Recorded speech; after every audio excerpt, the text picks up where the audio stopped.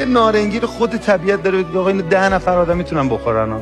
این خربزه رو میبینی؟ این خربزه رو قشنگ 7-8 نفر آدم اینا ببین ردش هم براتون گذاشتم. سهم هر کسی مشخصه.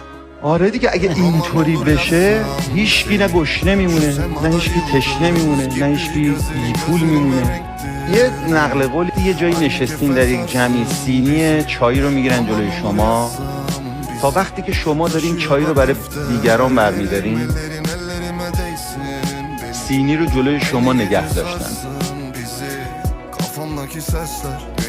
ولی اگر همون اول که سینی رو میگیرن واسه خودت برداری سینی از جلوت رد میشه میره. میگه برکت و خیر زندگی هم اینجوریه. اگر اول از اون سینی برای دیگران برداشتی تا موقعی که داری این کارو میکنی سینی رو جلوی تو نگه داشتی.